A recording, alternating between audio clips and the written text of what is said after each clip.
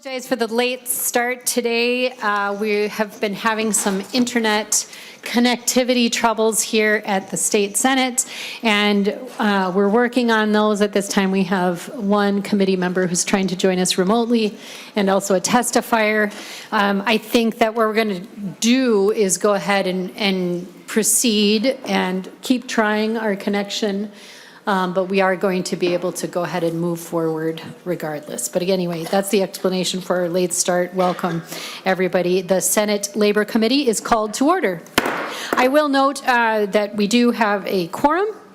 And today on our agenda, we have 3 bills. The first of them is Senate File 4019, which is brought to us by Senator Mohamed. Welcome, Senator Mohamed, to the Senate Labor Committee. Thank you, Madam Chair. It is good to be back here with all of you. For the Senate File 4019, I have an amendment, an author's amendment, the A1 amendment, which would reference the statutes on some of the language in the bill. Okay, very good. Senator Mohamed has brought an author's A1 amendment. Senator Marty moves the adoption of the A1 amendment. All in favor, please say aye. Aye. Any opposed, say no. All right, the A1 amendment is adopted. Senator, to your bill. Thank you so much for hearing my bill today. Good afternoon to all of you. Before you, Senate File 4019, a bill that would transform Minnesota's statewide minimum wage into a living wage in today's economy. This bill would raise Minnesota's minimum wage to $15 an hour by August 1st of this year, and it would increase $1.25 a year until we reach $20 in the year 2028.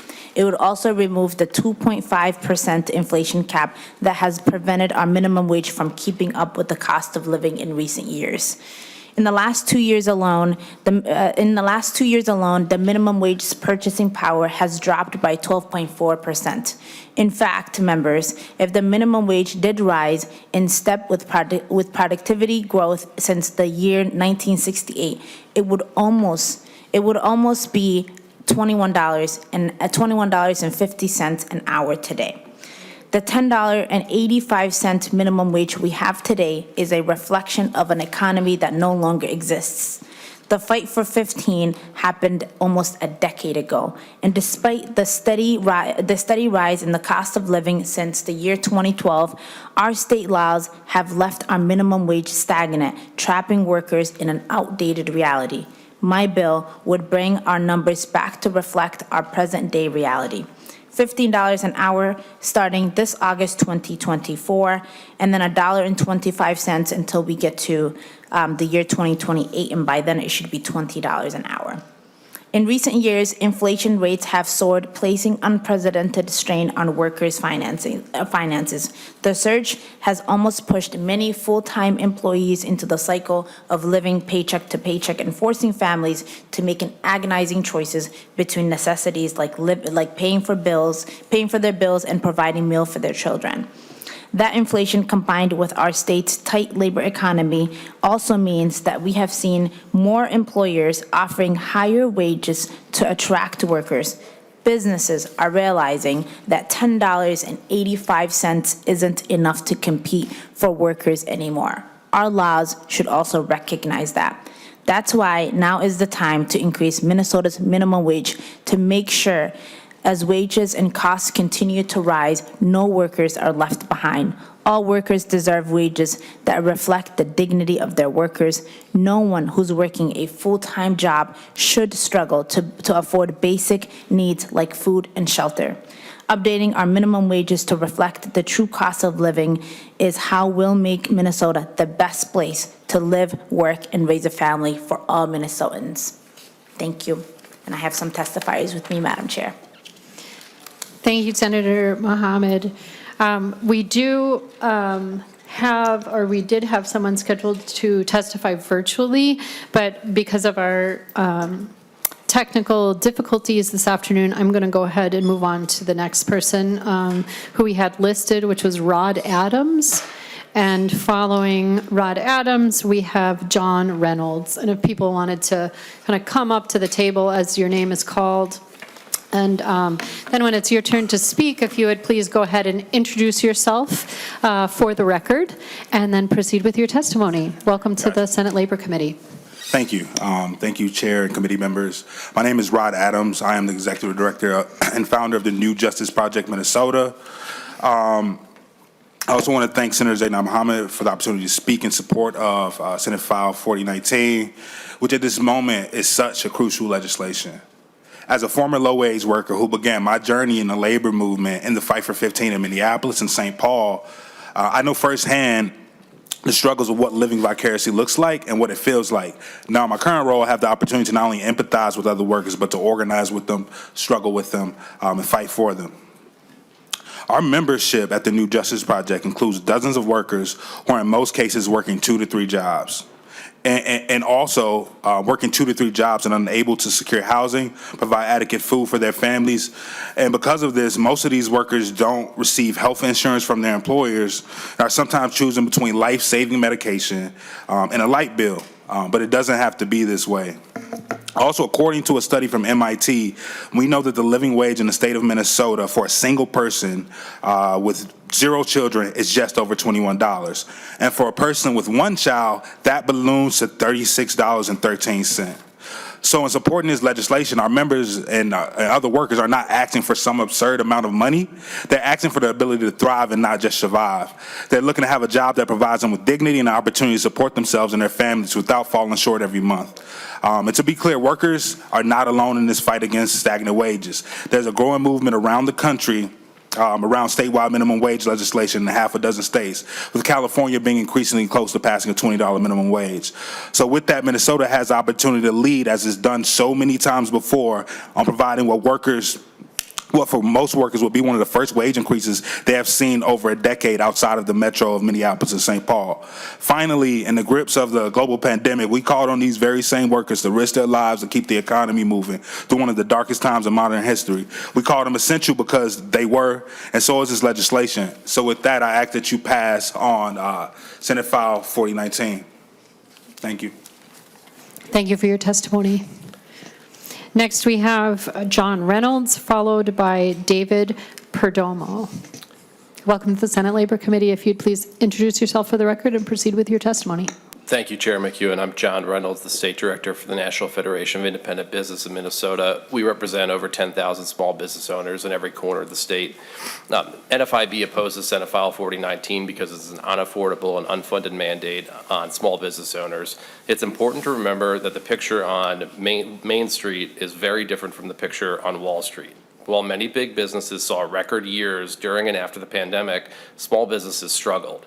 Many are only now getting back to their pre-pandemic levels, and some have still not recovered. One of the biggest challenges they face is high labor cost, which more than 1 in 10 small business owners say is their single biggest problem.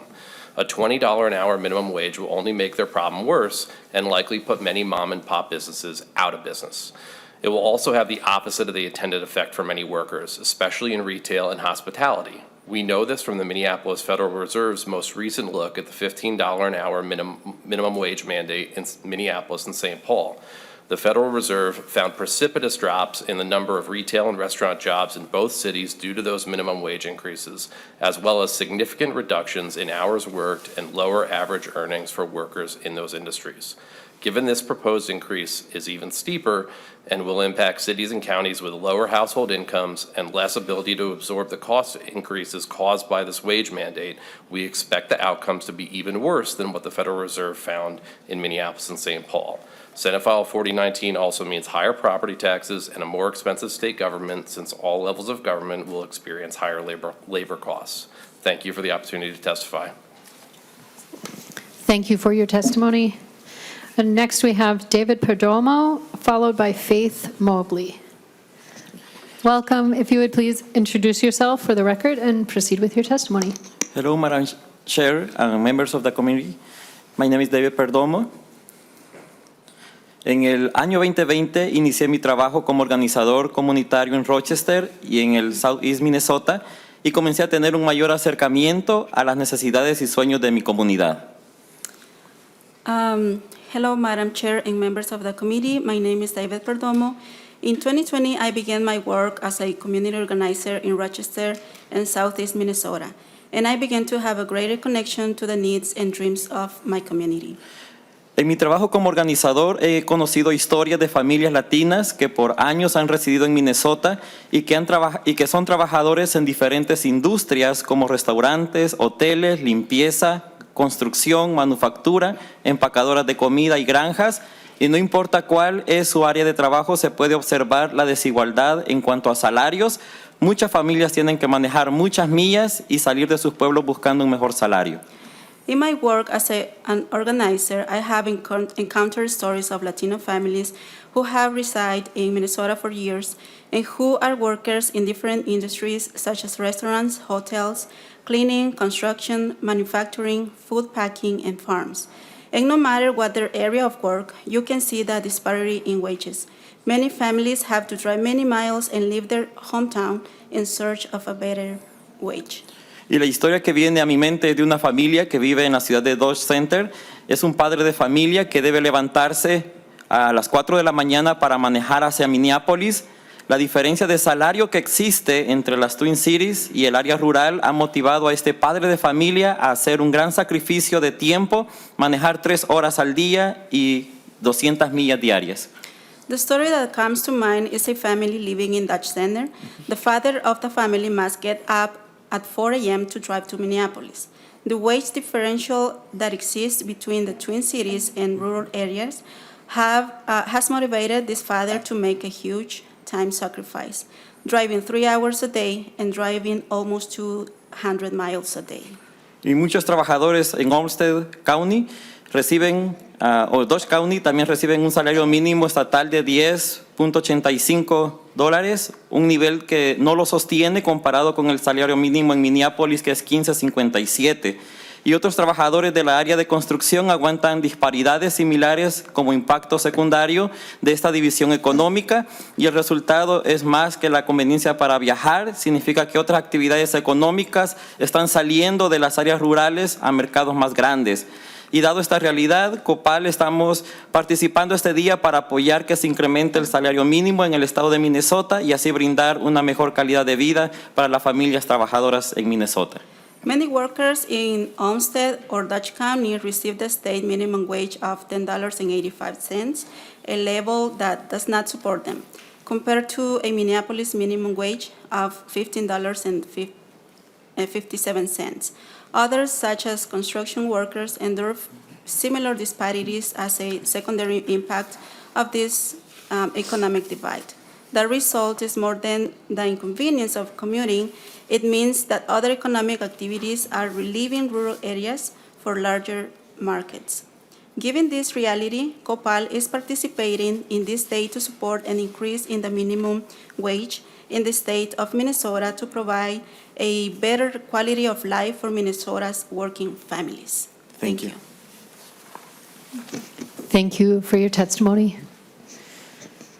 Next, we have Faith Mobley, followed by Doramar Cabrera. Welcome to the Senate Labor Committee. If you'd please introduce yourself for the record and proceed with your testimony. Members, my name is Faith Mobley. I live in Brainerd. I was raised in Brainerd and have lived there almost my entire life. I have worked in the grocery retail industry for 13 years, and I'm a member of the UFCW Local 663. I helped open the Brainerd Cubs store several years ago. Now I work at Pequot Lake SuperValue as a front-end manager. I've pretty much done it all in grocery retail. Opened new stores, bookkeeping, general merchandise, the pharmacy, and even took care of the gas pumps. On top of that, I am raising 4 kids with my partner of 9 years, David. I am also serving on our union's bargaining committee as we seek a new contract with better wages and benefits. The current minimum wage of $10.25 in Minnesota is not good enough for workers to provide for their families and have job security. As a union member, my coworkers and I fight for better wages and benefits in every contract. We all see how much money these large companies are making. I keep Minnesota communities fed with the work I do. I'm here to speak up and fight for all workers in Minnesota, especially those without a union. We all work hard every day and deserve to be paid more. A $20 minimum wage would help my coworkers provide financial security for ourselves and our families. My personal thing is there is so much turnover, it is hard to keep good people. Yes, and even in the Brainerd Lakes area. A $20 minimum wage would help with that. Please support this bill, and thank you for the opportunity to speak today. Thank you for your testimony. Next, we have Doramar Cabrera and then Yashay Williams. Welcome to the Senate Labor Committee. If you'd please introduce yourself and then proceed with your testimony. Thank you. Good afternoon, Chair McEwen and members. I'm Doramar Cabrera. I'm here today to ask you to raise Minnesota's minimum wage to $20 an hour.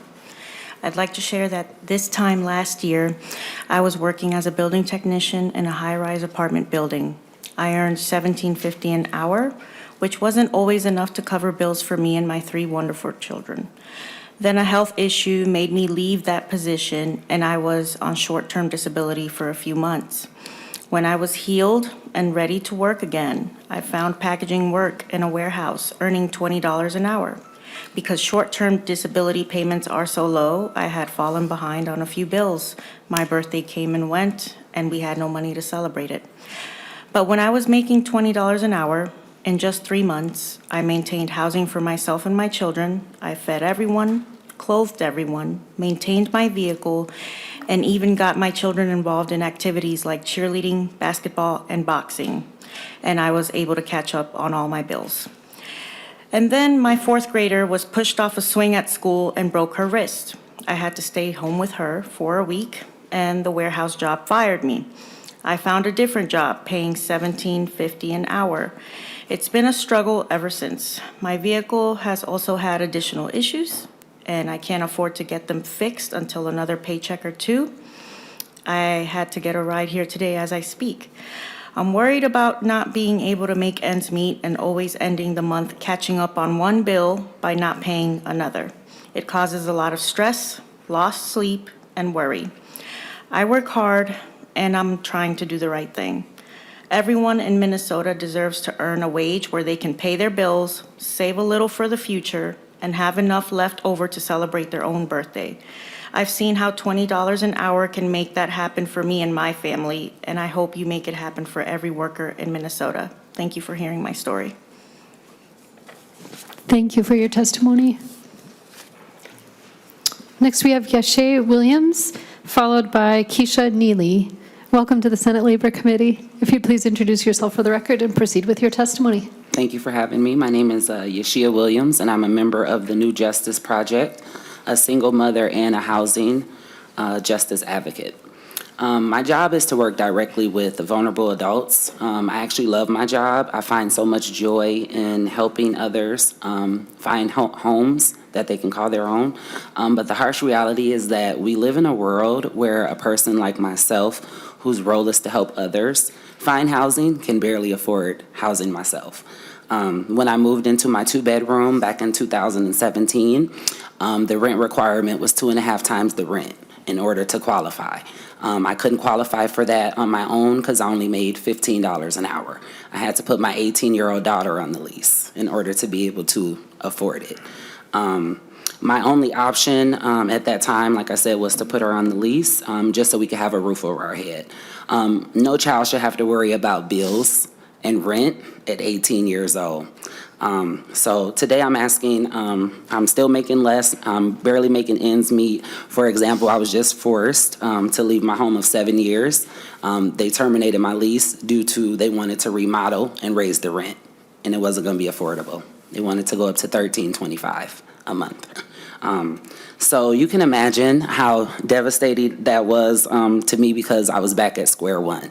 This time without the help of my daughter. I have also a 16-year-old son that I take care of as a single mother. I searched for months, all while getting up, going to work every day, and helping my clients as well find housing. As soon as I clocked out, I was looking for myself housing. I felt kind of hopeless at times, but I didn't give up. I was actually able to put in overtime, work 60 to 65 hours a week, so that my check stubs would reflect that I could afford 3 times the rent when I was looking for my new apartment. As of last month, I did find an apartment, and we were able to move. I'm happy about that. But imagine if I was making $20 an hour. It wouldn't have been hardly an issue to get qualified for an apartment when they require you to make 2.5 to 3 times the rent.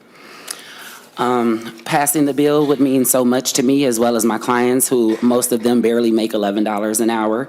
Often they have to choose between their medication and their rent, which is why a lot of them are in situations where they are being evicted because they can't pay their rent. So sacrificing your health to keep a roof over your head, then being too sick to go into work, because you don't have the medicine. This is a vicious cycle that I see every single day, both in my professional and personal life, and it's clearly time for a change. I hope that starts today. Thank you for hearing my testimony. Thank you for your testimony. Next, we have Keisha Neely, followed by Bree Richardson. Welcome to the Senate Labor Committee. If you'd please introduce yourself and proceed with your testimony. My name's Keisha Neely. I am a member of the New Justice Project. I'm a single mother, and I am impacted by an impacted community member. I'm currently a college student. I have a 15-year-old, and he'll also be going to college. I recently just started making $20 an hour, but just to be clear, that is still not enough. And expecting to take care of a 15-year-old that will eat you out of house and home, as well as myself. It is not easy to pay bills and car insurance and fund my own college, as well as his. In the next 2-3 years, it's going to be a tight squeeze, as it's been. I've been in college since 2021, and even trying to prepare for him to go is a struggle at $20. Today's minimum wage, if I was making minimum wage, I wouldn't even be able to afford a studio apartment. In 2 years, I don't know if my son will be able to afford a studio apartment, just being at college and his own personal expenses. The economic gap continues to place people like me in limbo because I'm close to 20 or at 20, so I make too much to get assistance, but not enough to live. I'm just working to survive at this point. I can't go on vacation if I wanted to. I can't put my son in sports whenever the time comes. I have to sacrifice a bill for that. And that's kind of unfair, so I hope you guys take that into consideration. There are days that I choose to pay car insurance to get to work or put groceries in my house for the week. You know, my son doesn't get to support his dreams of being in like the STEM program whenever he can, I can sacrifice a payment to make sure he can go out of state or, have the supplies he needs for that. And I shouldn't have to pick and choose, just to be clear. I'm 36 years old, and I've been working at the same place off and on for about 6 years, and I think I've received at most $2 raise in that time frame. I did not think that I would be fighting for $20 minimum wage as my son started work over the summertime. Again, he's 15, and our checks were the same every month at the end of the summer. And I do security. And he's 15, but, passing the bill of SF 419 in the state of Minnesota would be a step in the right direction. It gives people like me a chance for necessities because the working class community, like myself and the members in my community, deserve recognition and a livable wage every day. During the pandemic, during a regular day, during the night, I'm security officer at night, everywhere. It would give people hope towards a brighter tomorrow, and it would give people in my community the opportunity for a better future, especially my son. So thank you for your time. Thank you for your testimony.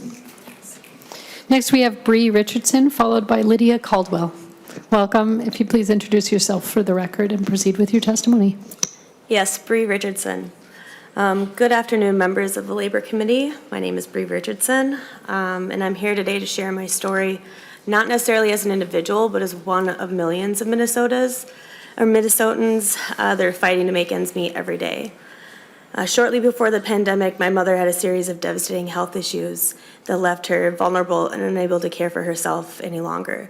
She was a care worker her entire life that also struggled to make ends meet. I'm proud of my decision to dramatically change my life. Tess? Here, just a second. To make sure. Are we good? Hello? Okay. I think that we're getting connected now. And I think that we can go ahead. We'll continue with the live testimony. For those who are just joining us online, welcome. We apologize for the technical difficulties we've had in getting you connected today and us connected to you.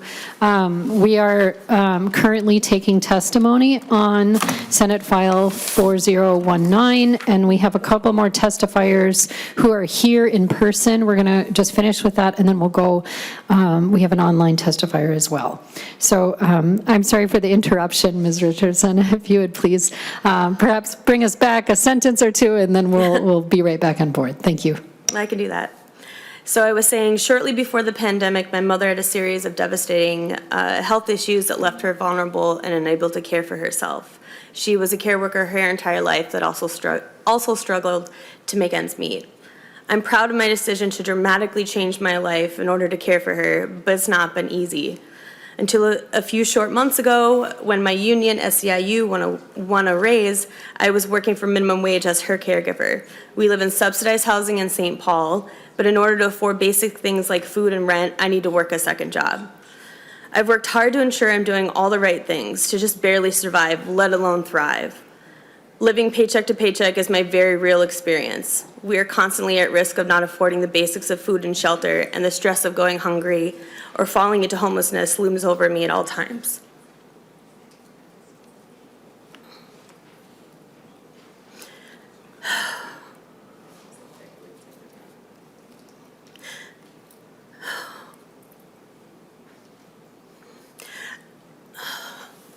I'll get there.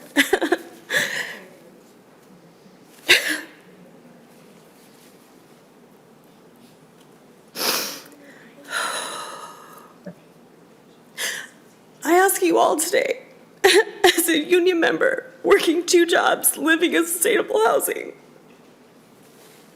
what more should I be doing to not just survive, but to thrive in this beautiful state of Minnesota? Meanwhile, I've watched the wealth of corporations grow at record rate during the pandemic, all off the backs of essential workers that put their lives at risk every day to just barely survive. It leaves many of us asking, is this fair? Is this system rigged? A basic increase in minimum wage to $20 is needed in order for people like me to survive, and it's one step to getting us back to an even playing field in our communities. Furthermore, linking minimum wage to inflation would truly put us on the road to millions of people being able to thrive in Minnesota. Thank you for your time. Thank you for your testimony. Ms. Caldwell, I'm going to go online real quick because I want to make sure that we get this. We have one testifier online, and I want, just in case we have more trouble. Hello, we have Saru Jarayaman. Hello, can you hear us all right? I can hear you. Can you hear me? We can hear you, but if you can make sure to speak up, we're going to make sure we have you turned up all the way. We can hear you, but it was just a little bit faint. So if you just make sure to speak clearly as you can, and if you just introduce yourself for the record, and then proceed with your testimony. Welcome to the Senate Labor Committee this afternoon.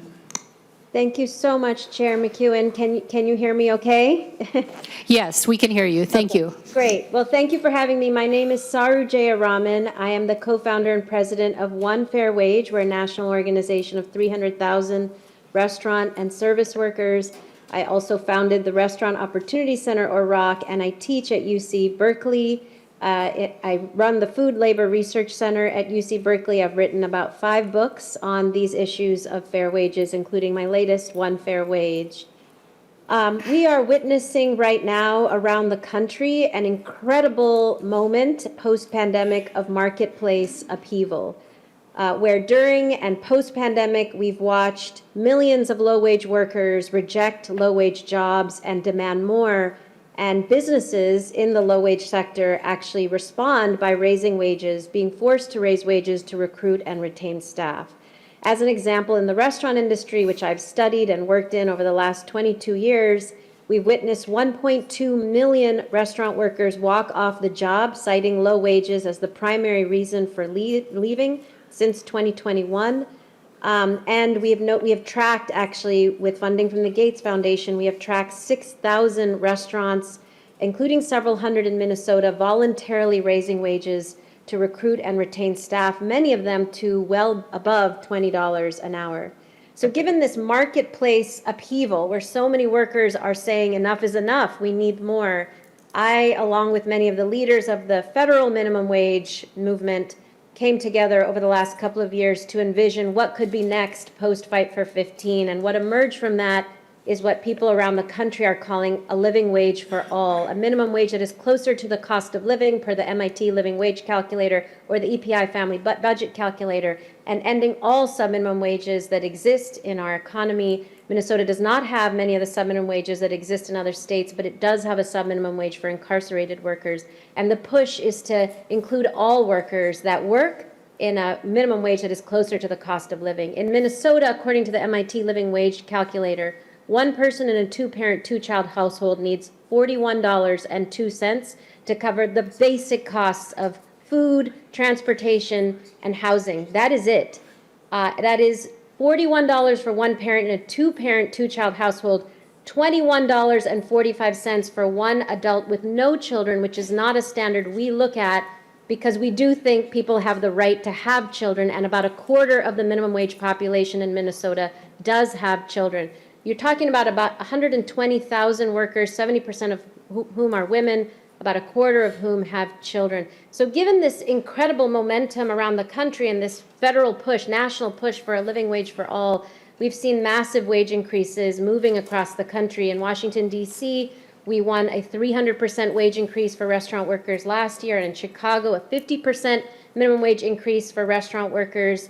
In October, we're also seeing on the ballot minimum wage increases this year in Michigan, Ohio, Arizona for $18 an hour. Massachusetts is pushing a $20 an hour, and Renton, Washington, just outside of Seattle, just passed a minimum wage of $20.29. Now, $20 is moving statewide in Washington State. California just passed a bill in the Assembly for a study bill to study a minimum wage of between $22 and $24 an hour. As you know, they already passed $20 for fast food workers and $25 for healthcare workers. So I'm talking fast to share with you there's incredible momentum around the country for wages to go up and to better meet the cost of living. And that, even at the federal level, is a minimum of $20 an hour. We would hope that Minnesota would join leading states like California and Washington that are leading the overall national push for $20 minimum and hopefully more. Thank you. Thank you very much for your testimony and for joining us today. Next, we have Lydia Caldwell.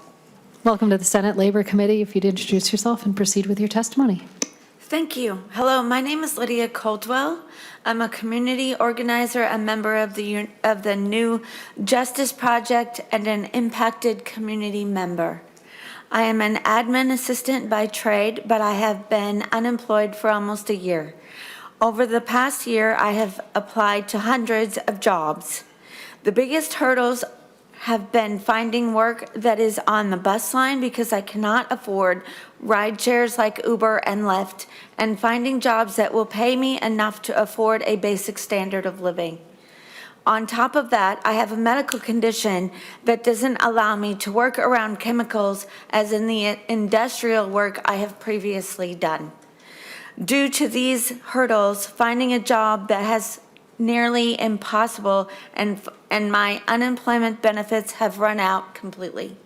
My income level at the moment is 0. Being unemployed has completely turned my life upside down, as I have been forced to move in with my mother. I can't take care of my special needs daughter in the process.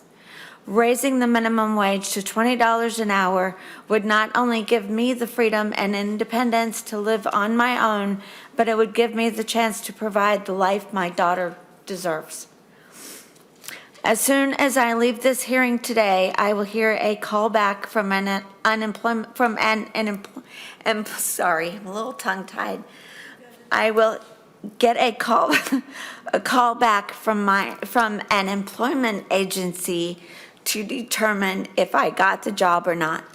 Passing the bill SF 4019 would allow a fresh start and give me the chance to claim my independence. Thank you. Thank you for your testimony. And next we have Sharmark Hussain.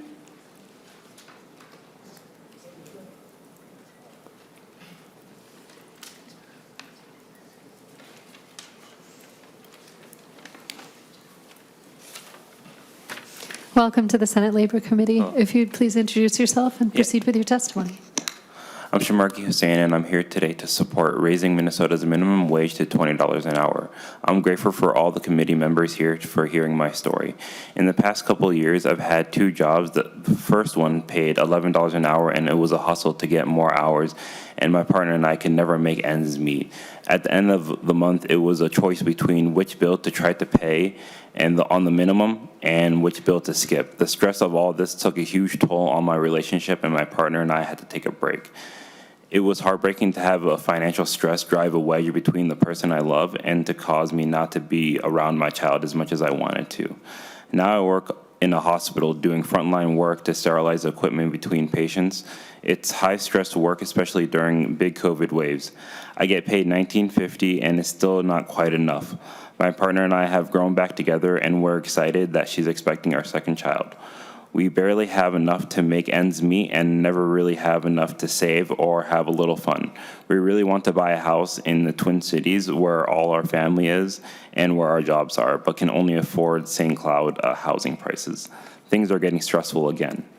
I just wanted to be able to afford a modest house near my family where we can raise our children, pay our bills, save a little for the future, and have a little left over for fun. I work hard. Every Minnesotan deserves to be stable like that. I've seen higher wages like $20 an hour can make that difference. Please raise Minnesota's minimum wage to $20 an hour and show all workers that they deserve financial stability. Thank you. Thank you very much for your testimony. That concludes our list of testifiers, unless there is anybody else that wanted to offer testimony. With that, I think we'll go ahead and move to discussion, and it is our intent today, we will be laying this bill over for possible inclusion in a labor omnibus bill. Before we begin our discussion, would you like to kick that off with any final thoughts? Senator Mohamed. Yeah, thank you, Madam Chair, and to the folks who came and testified and shared their stories. I think that what I hear from our business community is we don't want any more mandates. But what I hear from our workers is we're not getting paid enough, and so we've got to find the balance of what it means to make Minnesota a place where people can live.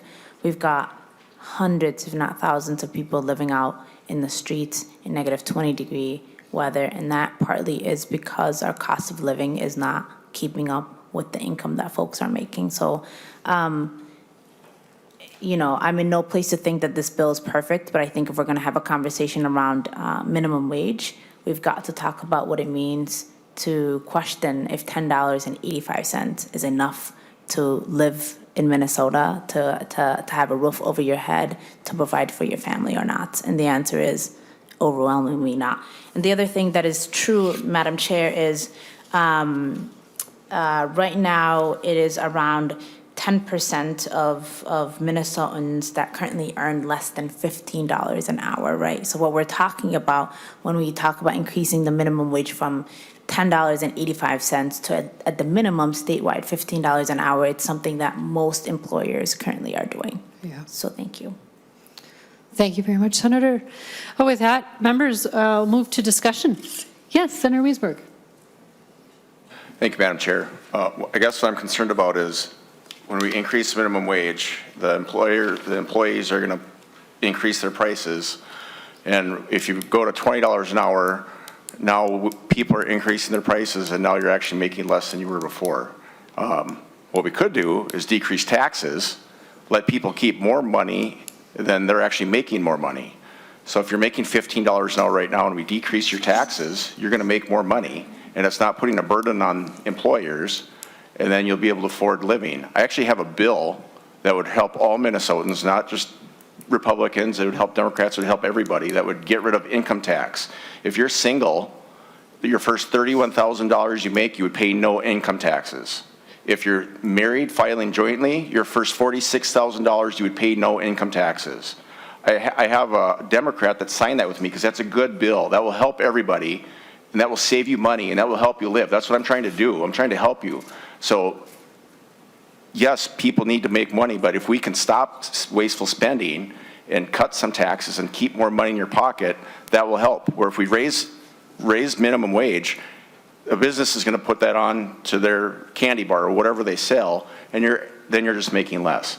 So I have a bill. If the Democrats would take it up, we would save you money today. We could pass that. So help me get my bill heard to actually save people. But you pay no taxes on your income tax up to $31,000 if you're single. We have the money. We have a lot of money, and you should be keeping it in your pocket. Thank you. Mm-hmm. Thank you, Senator Wiesenberg. Senator Mohamed, would you like to respond at all? Yeah, sure. Thank you, Senator Wiesenberg. I think what you're articulating is you understand that we have an actual issue in terms of people getting paid enough. I think in terms of when we talk about the taxes that we pay, I think we have a philosophical difference. I believe that personally I pay taxes to take care of people who need it. And I think the conversation we should be having is when we had just gone through the worst pandemic in over a decade, that we saw workers rise up and say, we're not getting paid enough. We can't even afford to live in Minnesota. I think the conversation we should be having is why some are making far more than others when they're at the top, and the workers who are actually running those businesses are paying nothing. It is not because the taxes that they're paying. These workers, I've never had, I haven't had workers come to me and say, I don't want to pay taxes. But what they do tell me is, I'm not getting paid enough at my job, and I deserve to get paid a living wage. So I think we're having a philosophical difference here.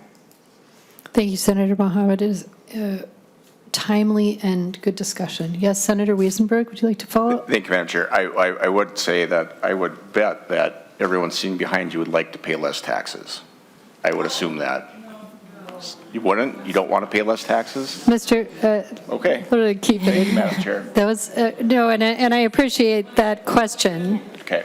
I appreciate that question, and I think that's, as I said, it's an excellent discussion, and it's philosophical in nature, but it's also very practical, because this is the debate that's happening right now in our society economically, right? This is the debate. Is there too much taxes overall, or is the tax burden being fairly felt, right? And I think there's a lot of common ground there, actually. That's my concern, Madam Chair, is we need to help people out, but at some point, it's in a vicious circle. We're not getting anywhere. Mm-hmm. Thank you, Senator Wiesenberg. And I believe that we also have our testifier, Saru Jariyaman, who has joined us with a hand raised, who would like to comment. Please go ahead. Thank you so much. Can you hear me okay? Yes, we can hear you. Thank you. Thank you. I wanted to respond to both the price and the menu, cost, price increases and the tax issue. On the price increases, I wanted to share that at UC Berkeley, at the Labor Center at UC Berkeley, a group of economists, that I've worked with for years, actually looked at price elasticity with regard to minimum wage increases. And at that time, we were actually examining a much larger increase. That was for federal minimum wage from $7 to $15. That was an $8 wage increase overall, and a $13 increase for tipped workers who have a federal minimum wage of $2.13. And they found at most, with an $8 to $13 wage increase, at most, you're going to see 11 to 12% price elasticity. for a bill that would phase in a minimum wage increase over several years. Let's say over 5 years, you might see at most 11 to 12% increase in cost. So a burger that costs $10 might become $11 or $12 over 5 years.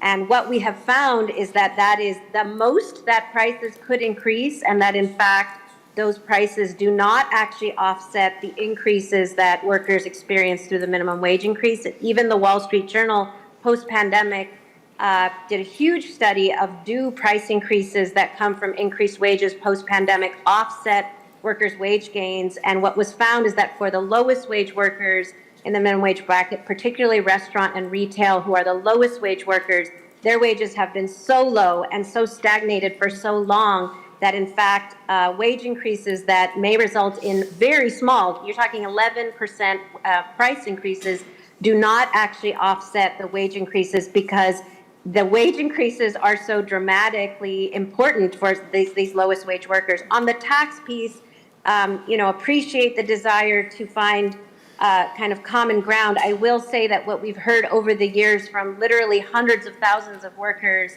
is that tax offsets that occur once a year, cannot help with the daily, monthly bills that need to be paid at the first of every month. Your rent, your electric, all of your bills that need to be paid are not as assisted by a once a year tax offset as they would be by an hourly wage increase that frankly, I just want to close by saying is already being seen and felt in the marketplace. We are already seeing Minnesota businesses paying $20 and up in large scale. A lot of small businesses that are part of our High Road Restaurant Association have said we're already raising wages far above 20 to recruit and retain staff in this moment. We need a level playing field that will allow all businesses to rise at the same time. Thank you for your testimony, for sharing your expertise with us as well. Members, yes, Senator Liskey. Thank you, Madam Chair. Madam Chair, Senator Mohamed, I agree there's a problem. I'm not sure what the right answer to fixing the problem is. I have a whole bunch of stuff sitting in front of me from researching on what can we do, what kind of problems are there, and I don't know that raising the minimum wage is the solution, but I just want to point out some statistics, first of all, that maybe support some of what you're talking about. Let's just talk about what a $20 an hour minimum wage would be. That's roughly $3,200 a month. That's about what your income would be minus, before taxes are taken out, before any benefits are taken out. The average rent in Minneapolis for the city is $1,366 for the average rent for Minneapolis. So that leaves you with roughly $1,800 a month for car payments, insurance, food, you name it. So it's not very much, and so $20 doesn't sound like much. And another statistic that I would worry about, this information's going around. It's actually a study that Zillow did on the national housing market. It costs $106,000, or an average income of $106,000 for a family income to afford an average house in the United States as a whole. That's up 40% or $47,000, or 80% increase from 2020. While wages are up only 23%. It's basically a pretty significant rise in the cost of housing that doesn't match the cost of wage increases. My problem is as Senator Wiesenberg has pointed out, is that $20 an hour is a problem on the economy side of the equation for the business owners and for employers in general.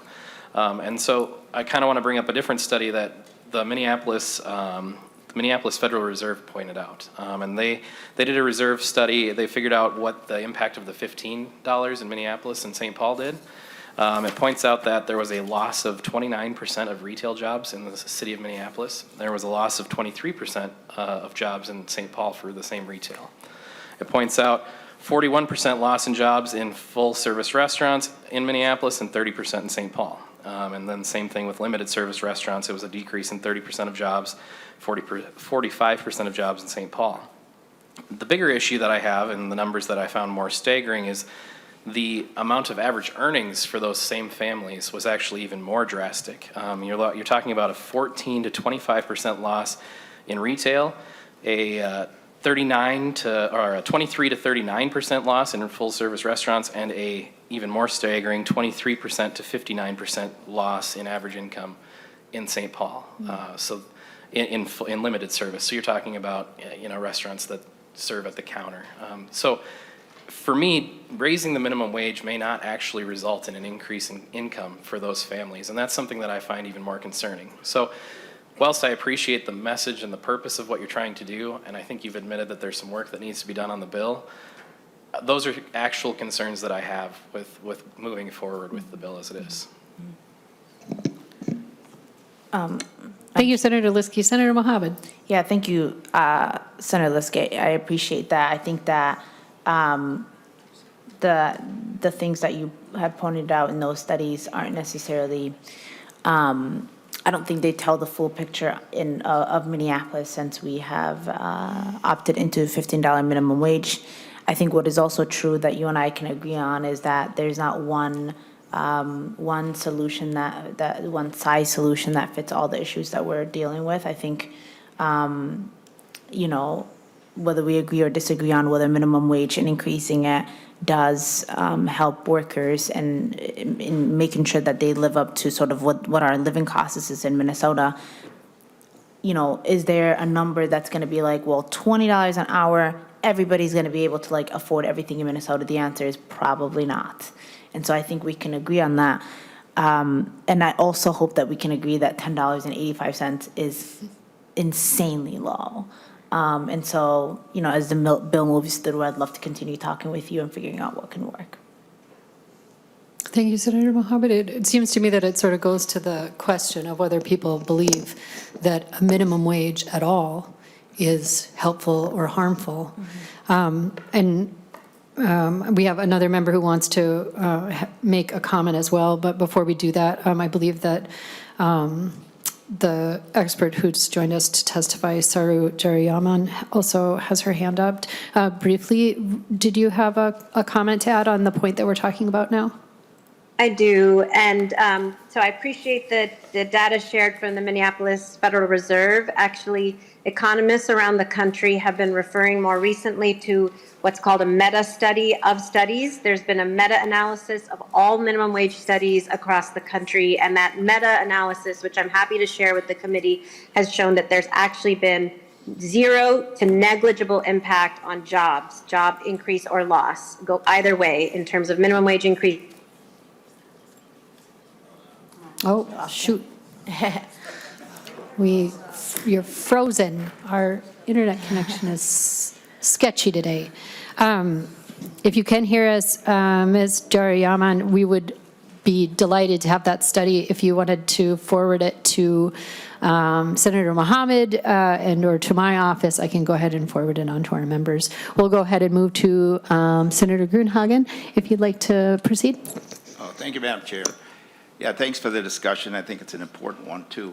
I think all of us up here want people to progress into the middle class, to experience the the American dream, own a home, have a family, and prosper in life. I certainly do, okay? And,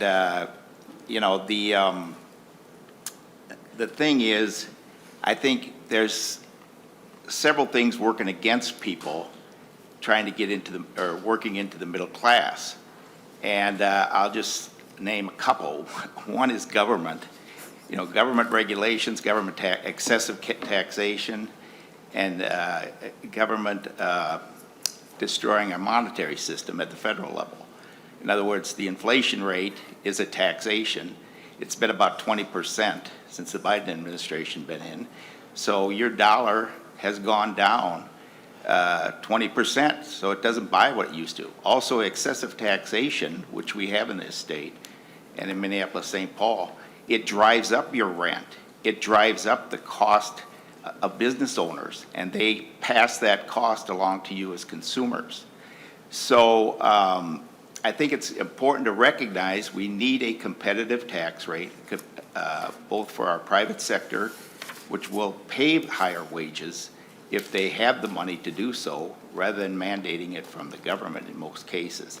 The other thing I'd say, one of the quickest ways to help families who have children is to support school choice. And I had a bill when I was in the House that would have transferred between $12,000 and $15,000 per child to the control of the parent, and it would follow the child. You would have the decision where to spend that money, private, parochial, or public school. You would have money for sports. You would have money to do what you want with your children.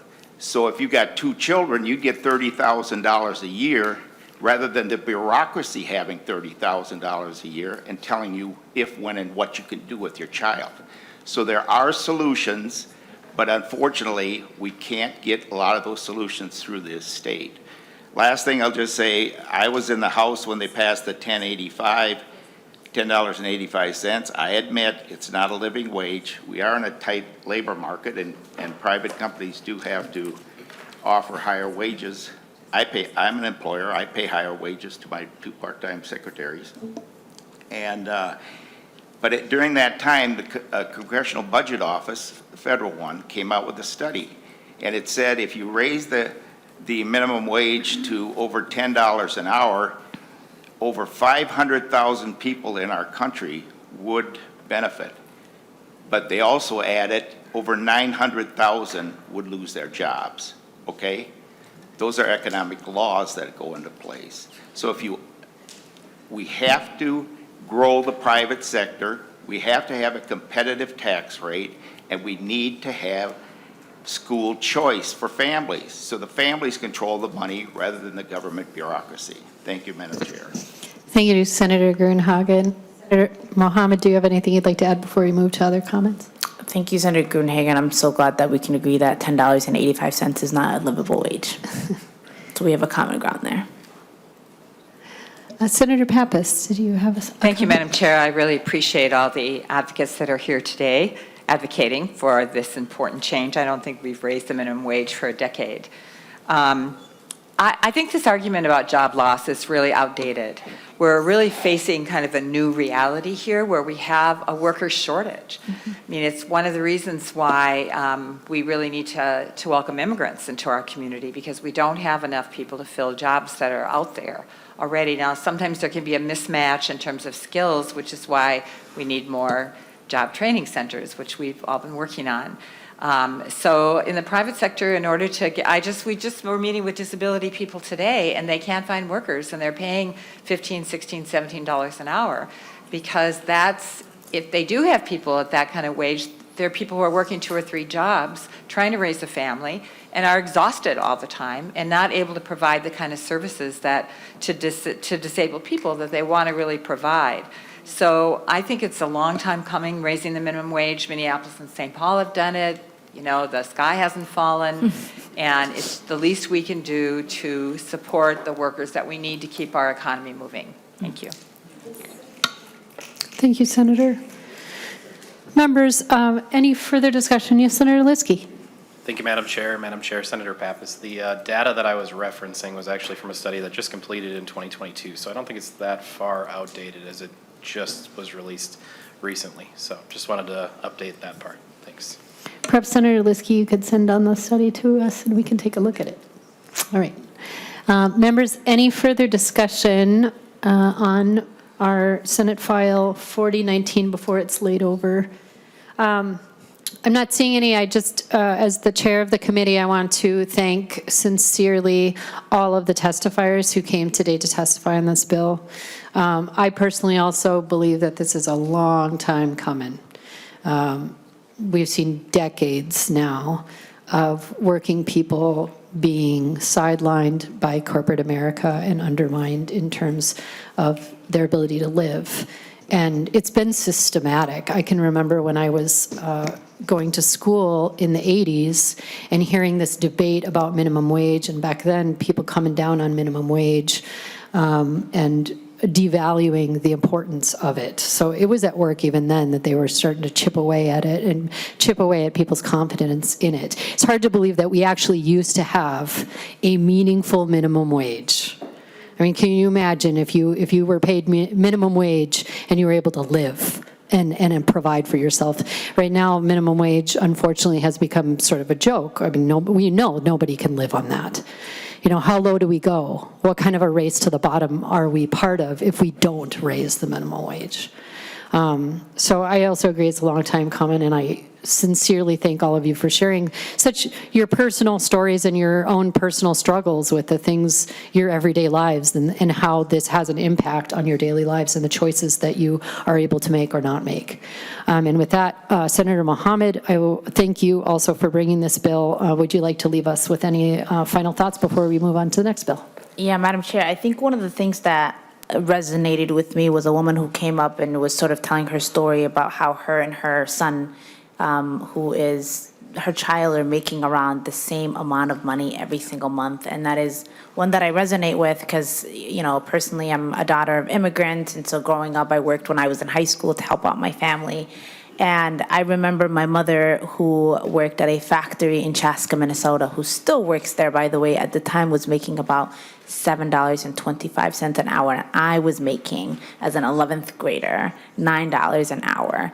That's the story of so many people who come from immigrant background stories. My mother now still works there, and she's been working there since 2009, and she makes $14. So she is one of that 10% of Minnesotans who are making less than $15 an hour. And so it's really important for us to recognize that majority of employees are actually getting paid around $15. Only 10% are not, and that we recognize that those who aren't are working hard, and that they should keep up with it as well. So thank you.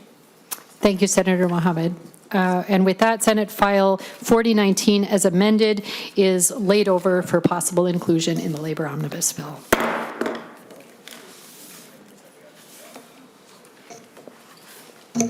Okay. Senator Mohamed, we have, due to scheduling reasons, we'd like to be able to handle the workers' compensation bill that is my bill quickly. Are you able to stay and do your second bill after we do that? Yes, I'll just run to committee and come back. Is that okay? Yes. Thank you. Thank you.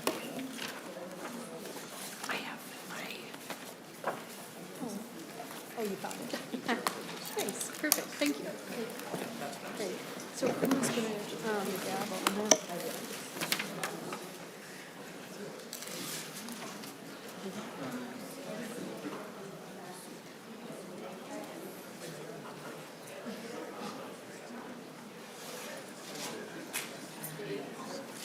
Thanks very much. Yeah, of course. All right. Let's do this.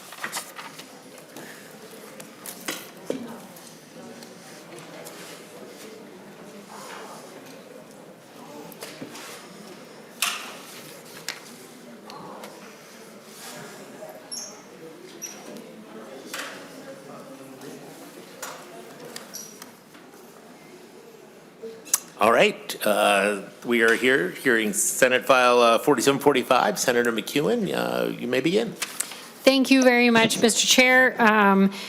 I do have an A1 author's amendment for this bill. I would move its adoption. Okay, Senator McEwen moves the A1 author's amendment. All those in favor signify by saying aye. Aye. Any opposed? Okay, the amendment is adopted. Thank you very much, Mr. Chair. This bill, as introduced, and the proposed amendment, or the amendment that we just adopted before us today, adopts recommendations made by the Workers' Compensation Advisory Council for amendments to Minnesota Statutes, Chapter 176. I am one of 4 legislative liaisons assigned to the council, along with Senator Utke, Representative Wolgamott, and Representative McDonald. The Workers' Compensation Advisory Council is a statutory labor employer council that negotiates reforms to the workers' compensation system before recommending a consensus bill to the legislature, the goal of which is to improve the workers' compensation process for both businesses and injured workers. This bill and amendment were unanimously approved by the Workers' Compensation Advisory Council and include proposals from the Council's Labor and Business Caucuses, the Workers' Compensation Bar, the Department of Labor and Industry, the Office of Administrative Hearings, and the Workers' Compensation Court of Appeals. It contains 38 sections with amendments to Chapter 176, many of which are technical or cleanup provisions.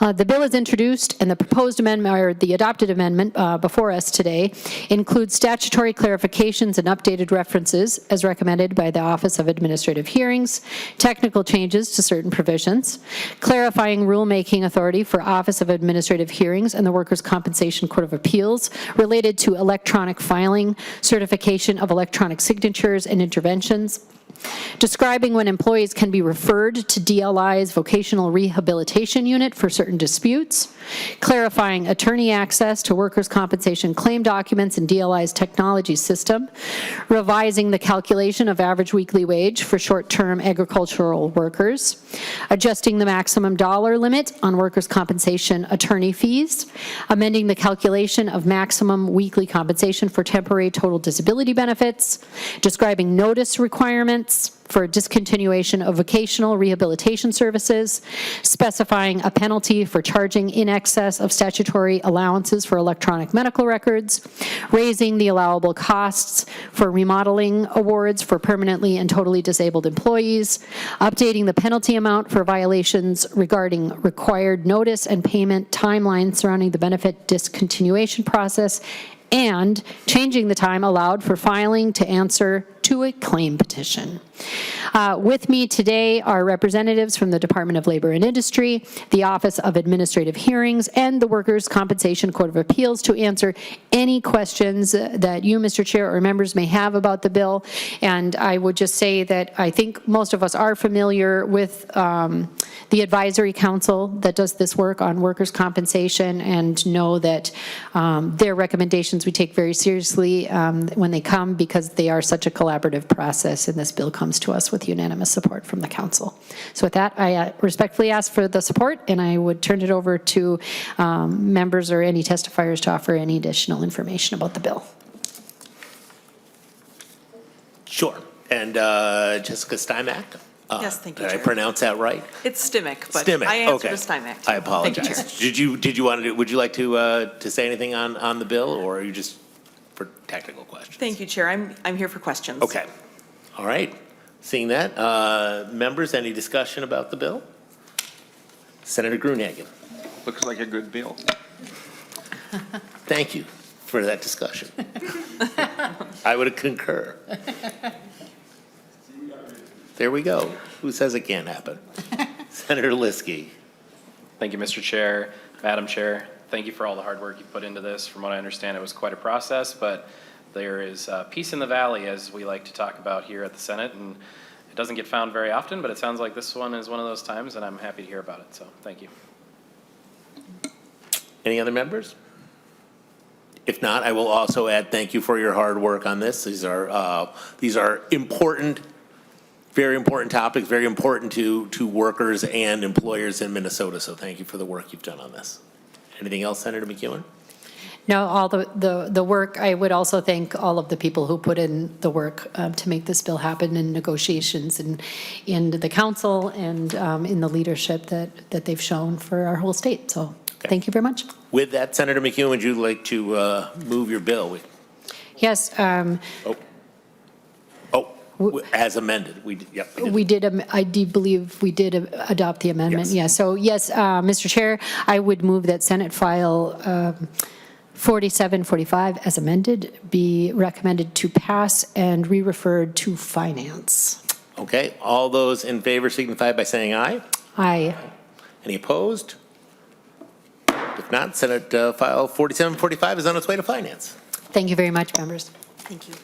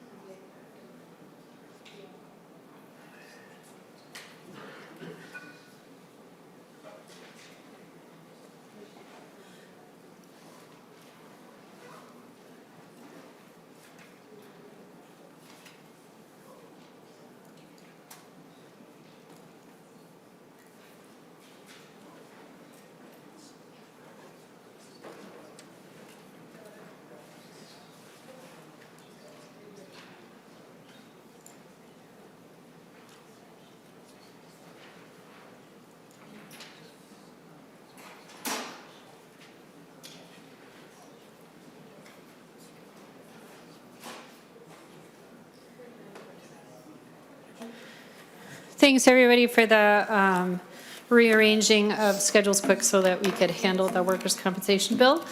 And now we will move on to Senate File 3947, which is also brought to us by Senator Mohamed. Welcome back, Senator Mohamed. Thank you, Madam Chair.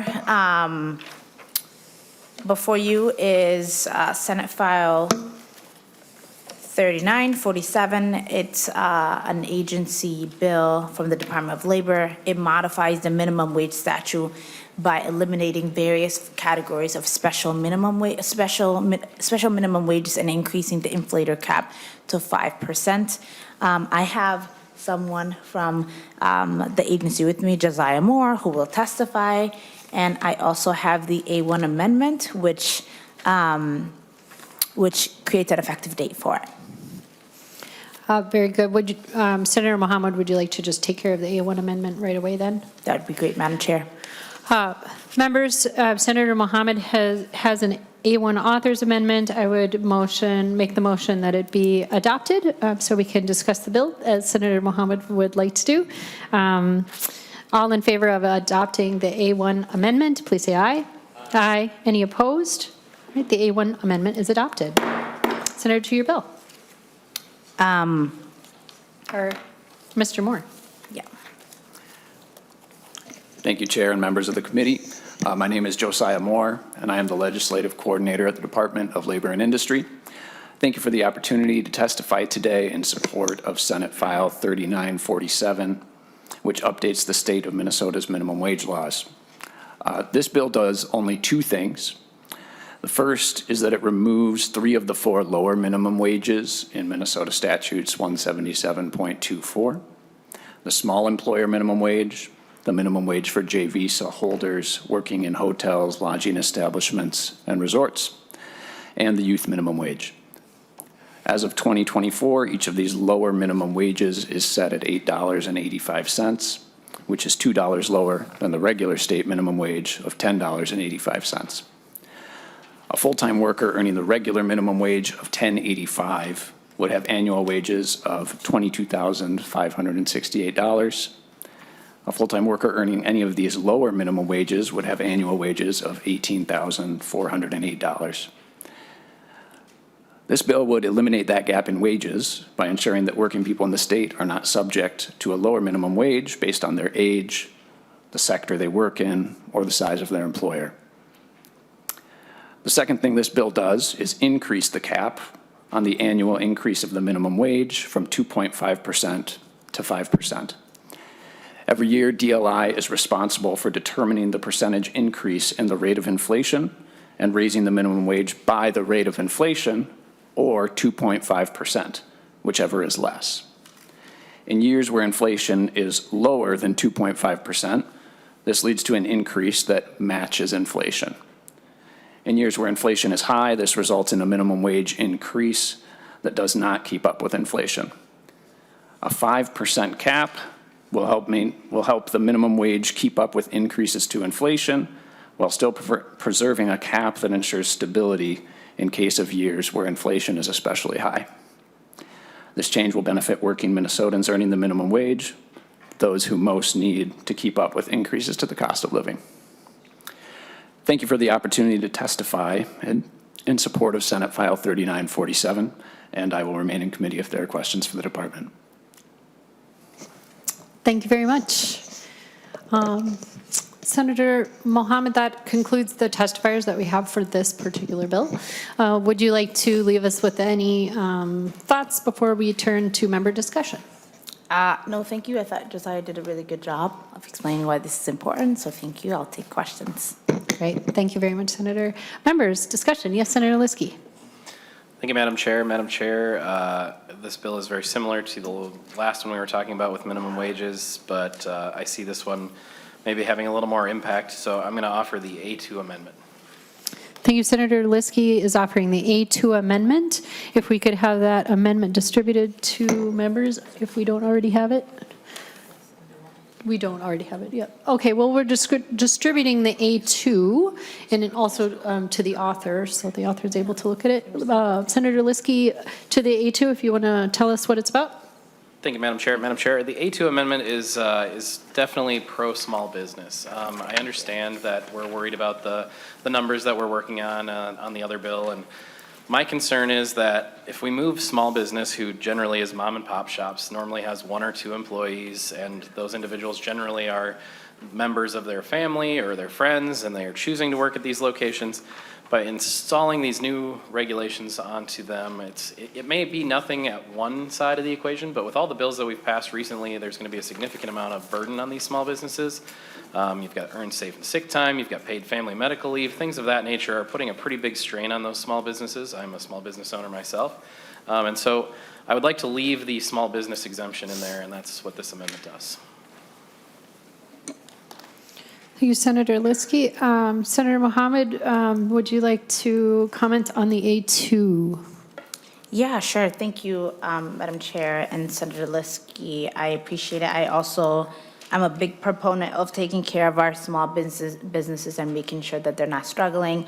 I think that majority of small businesses across the state support paid family leave, and they want to take care of their workers. As far as this amendment, this is an agency bill, and what they're doing is making sure that the $10.85 that we have as far as minimum wage statewide applies to all workers across the board. And so to say that we're going to have some employers pay less than the minimum wage, which, by the way, is not even livable wage, as you've seen. I've got my own issues with it. It's just something I can't support. We're talking about $10.85. And so, Minneapolis, we have $15.85, and the majority of our businesses are small businesses. Okay, thank you. Senator Liskey. Thank you, Madam Chair. Madam Chair, Senator Mohamed, I agree with you in some aspects. I don't believe that most of these small businesses are actually offering only $8.85 per hour. In fact, I offer $15 an hour at my business. It's not something that I find as a sticking point. I just worry that by putting a mandate on a situation for if I were to hire somebody to come sweep my floors for 2 hours, I now suddenly have to pay them $15 an hour, and they're in there for less than 2 hours. So it's an agreement that I have with them more as a contract situation. They're not necessarily a hired employee, but of course we've been over the misclassification bills. We've been over all these other bills that are playing a role in those types of situations. And I'm concerned that if we change the language there, it's going to apply to employees that I had no intention of paying over that because they're my friends or whatever, and they just wanted to stop by, and I said, hey, here's $10. And I'm worried about them coming after me saying, well, you didn't pay me enough. This isn't minimum wage. And so that's a concern that I actually have. Thank you, Senator Liskey. Senator Mohamed. Yeah, thank you. I appreciate the argument, Senator Liskey. I don't think that, if somebody's coming to sweep the floors of your office, those folks are coming because that's the form of employment that they do have, and it's important that we look at those employees as dignified workers. $10.85 is not a lot of money, in my opinion. It's not livable wage, and so if the only job they can get is for them to sweep the office of your floor when you're paying everybody else at a minimum $10.85, I think they deserve that. You're doing it. I think that, we should not look at it as in terms of it's a mandate on small businesses. We should look at it in a way of saying we are treating every worker across the board in our state fairly and equitably. Thank you, Senator Mohamed. Mr. Moore, did you have something you wanted to add? Thank you, Chair. Senator Mohamed alluded to this, but I just wanted to make sure we're clear on what the bill does. It doesn't go to that $15 an hour that Senator Liskey referenced. It would bring that small employer that we're talking about. The minimum wage would be $10.85. Thank you for the clarification to make sure we're all on the same page. Yes, Senator Liskey. Thank you, Madam Chair. And I understand that it does that, but if we change the minimum wage, it does change that number. So the $10.85 might be what it is right this moment, and this bill itself doesn't affect that. But decision-making going forward on these other bills, again, that's what I'm alluding to. It's not, in fact, I have no problem paying anybody at my place of employment more than the minimum wage, right? And that's already what I alluded to. And in fact, I probably wouldn't pay the person $10 an hour. I, in fact, don't have anybody sweeping my floors. Senator Gruenhagen's always key to say the chief cook and bottle washer, and that's me at my business. So a lot of times I'm sweeping my own floors, I'm cleaning my own bathrooms. But the reality of the situation is if I wanted to hire that person, my business can't support, my business model doesn't support that. And so small business is something that we have to be really careful about because the small business model is not the big business model. And that's why keeping the two separate is very important. Thank you, Senator Liskey. Anybody else to the A2 amendment? To the A2. Yes, would you like to join us? And if you would please introduce yourself for the record. Welcome to the Senate Labor Committee this afternoon, and this is to the A2 amendment. After you. Thank you, Madam Chair, committee members. My name is Brad Leto. I'm Secretary Treasurer of the Minnesota AFL-CIO. It relates to the A2 amendment. On just last week, our 76-member General Board voted against all sub-minimums or exemptions to the state minimum wage. So we would oppose this amendment. And there's further stuff on the resolution, but I'll just leave it at that to this amendment. So. Thank you very much, Mr. Lido. All right, members. On the A2 amendment, all in favor of adopting, please say aye. Aye. All opposed, say no. No. The A2 amendment is not adopted. Members, further discussion on Senate File 3947. Discussions or questions for our author on the bill. Back to the bill. Yes, Senator Gruenhagen. Thank you, Madam Chair. Yeah, thanks for the discussion, Senator Mohamed. The thing I just want to illustrate here is this. I understand, again, we want people to earn a living and a wage at a rate that can help them experience the American dream. We want, we're all great-great-grandchildren of immigrants, okay? And and obviously, we need immigration, both in our state and nation. Legal, by the way, not illegal. That's just, we can discuss that another time.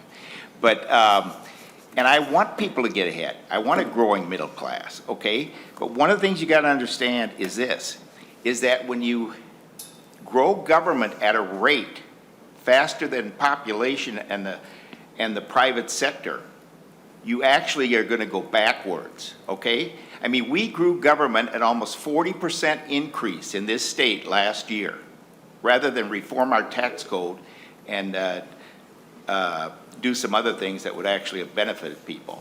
So when you grow government exponentially, 40%, you can raise the minimum wage all you want, but ultimately, and they raise taxes on top of that, another $9 to $10 billion. So what we got to understand is when that tax increase and that much government shows up in the private sector, the cost of your necessities goes up, okay? And as your cost of your necessities goes up, $20 an hour isn't going to make it, okay? I mean, so as you grow government at a rate faster than the private sector and population, you're never going to get ahead. And then you come to government and say, well, raise my wage. By the time we raise your wage, when we grow government exponentially, the cost of your necessities, whether it's rent or property taxes or whatever it is, you're not going to catch up. You're going to be in the same situation you were before. Now, the federal government doesn't help by printing up trillions of dollars that we don't have to devalue your money. So to a certain degree, it's like a fox chasing its own tail around a tree, okay? You're never going to catch up. What we have to do is apply economic laws, all right? There's actually economic laws that apply. We have a great state with great people, but we're breaking a lot of those economic laws. Now, productivity and technology has helped us to be able to break those laws. But at some point, when we grow government at the rate we're doing, they're not even going to help. So please think that through.